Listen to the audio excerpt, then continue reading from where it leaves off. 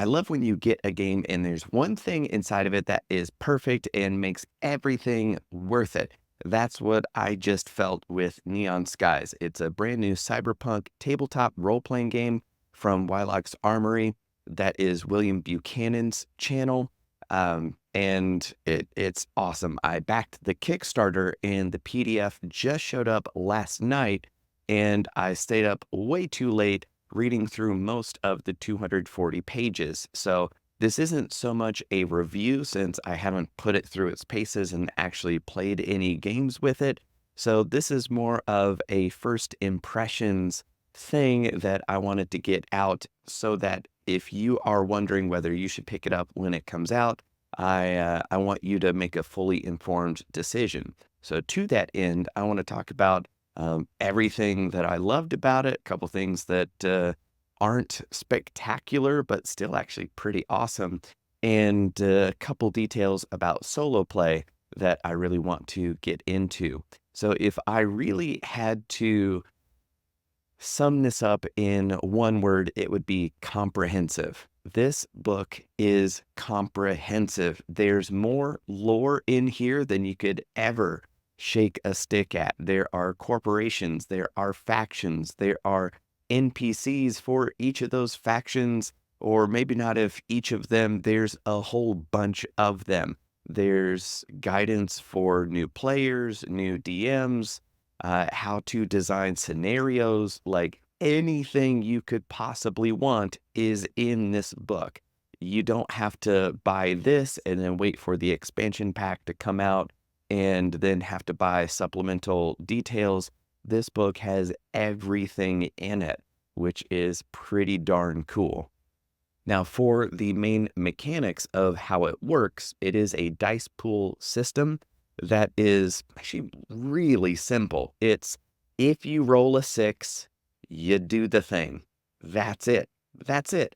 And then you've got different implants and skills and abilities and equipment that help you increase the number of dice you're rolling, but there aren't any modifiers you need to figure out after a roll, because to me that is the worst time to do math, is after you roll, and now we've got to do some algebra to figure out if you jumped over the chasm or not. So I love this dice pool system where you just roll dice, and if there's a 6, you do it. The more dice you roll, the better your chances of doing it. And if you roll 10 or more, then you automatically do it, which is kind of cool. There's a secondary level element, meta currency, if you want to call it that, of knack, where you can spend a point of knack to get 2 dice added to this roll.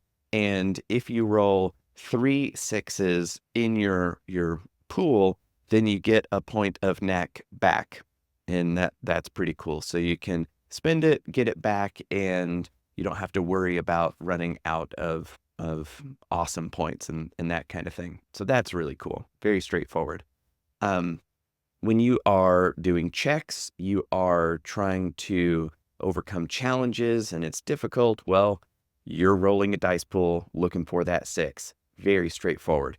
There are a couple mini games inside of this, and that is if you have to hack and you're going down the levels of the internet and the network, then there are different ways of doing that. And if you are playing with a group and not everybody in the group is a hacker, they have an active role to play. So they're not all just going to be sitting there looking at their phones while Mr. Cool Hacker Man goes and dives down the military's network. There's also a cool rock, paper, scissors game for car chases and doing battle there, which is really kind of fun. So I'm really looking forward to doing that, which is neat. Now, inside the DM section are the 2 details that I really wanted to talk about, because while the project was in the live Kickstarter phase, I asked in the comments, I was like, hey, is there going to be a solo module? And you're going to help us out at all? He was like, no, man, like this is group play. This is what it's designed for. There's not going to be a solo one, and I don't plan on making one. So I was like, you know what, fair enough. I'm used to enough of these not catering to solo play to be able to kind of tweak it for my own uses at my own table. And in the DM section is kind of where he accidentally teaches you how to run it solo, because in the how to build an NPC section, there's a very quick and dirty, here's how you can roll up a NPC real fast. And the specialist level is going to be your solo character.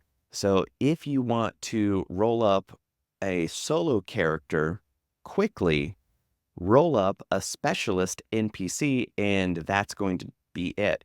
Now, that will sidestep the in-game economy and currency that Will says he loves about the game, is that, you know what, keeping track of your finances and balancing a checkbook is fun. So that's going to be a part of the game. That's not so much what I love. So that is, to me, one of those things of, it's not a drawback, because it's real easy when you're playing by yourself to just ignore a rule if you want to. So, Will, if you're watching this, I love you. I love the game. I'm just not going to be using that quite so much. So if you want to completely sidestep the spirit of the game as designed, then you're going to build your solo character that way. And once you get it and see it, you'll understand exactly why and what I'm talking about. So that is how I'm going to be building out my solo character and then using them to run through. I'll figure out the anchor prayer circle for doing the network hacking. And if you're wondering what that is or how any of these rules work, actually we'll put out a bunch of awesome material, like full-on video explainers with example situations for all the core mechanics. He did that while the Kickstarter was going. They're still up. So if you want to know like how the core mechanics work, go watch his videos where he explains everything. He goes through example scenarios and combat and car chases and hacking, and it is thorough, extensive, very clear, and cool. So he did a better job than I would, so I'm not going to try to explain it here. Now, the one thing that I really don't like about dice pools is constantly being afraid that I missed one piece of gear or equipment or some benefit, and I could have rolled a couple more dice if I had noticed that one thing that I happened to skip over. Now, in the Dungeon Master's Guide, in the admin section, there's just this quick aside, this basically one sentence, which is that there are NPC character sheets that are designed to be printed out, used as is, and that's all you need to do. They're good to go. And he was saying, you know, as you're running the game, it's easy to lose track of stuff. So just do this. Highlight all the brain stuff this color. Highlight all the body stuff this color. Highlight all the soul stuff this color, and the cyber that color. So that way, it's all color coded. It's tough to miss now. Now, it's not just count all the greens and now you know how many dice to roll, because there are some pieces of equipment that are roll 2 dice for every level of this that you have. So you've got, oh no, I have to multiply by 2. So there's a little bit of math to figure out your pool. So you're not just counting the number of colors, but this way you can go through each step and make sure you haven't missed any parts of the math that you have to do when you're figuring out how many dice to roll. Because, yeah, there are some other games here on the shelf that use dice pools and equipment and tags to help you figure out how many dice to roll. I've never heard of using a highlighter. It is so simple. It's one of those things like, I should have thought of this a long time ago. But now that I know it, like, I'm going to be using that every time that I play. Now, yes, you do get used to, okay, body is this much and mind is this much and soul is kind of this much, but I burned that one piece of equipment, so that's a negative, right? So you get used to it, so it's not that big a deal. But again, every little bit helps. And that was the one thing that I read, they're just like, oh, come on, that's so smart. So thank you, Will, for putting that in there and making my games easier because that was simple enough that I could understand it and use it. So that is the end of my first impressions of the game. The PDF has just been delivered. It's already being updated with a couple of tweaks and that kind of a thing. And then the book will be printed, I think, in a couple of months. And then that will be coming eventually, and it'll go right there on the shelf. So if you like Cyberpunk and you want everything you could possibly want in one book, this is awesome.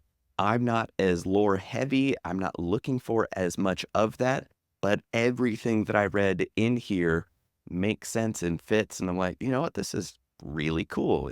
It all clicks together. A lot of thought, a lot of effort has gone into this, and I am more than pleasantly surprised. So those are my first impressions. Highly, highly recommend that you check it out if you're into Cyberpunk.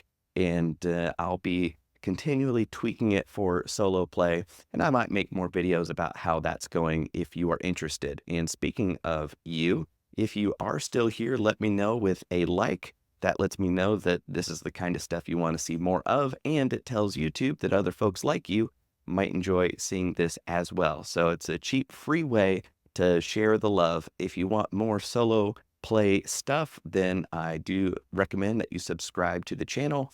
And I am going to trust YouTube to show you which of my videos you should see next. So that's it for me. Roll out.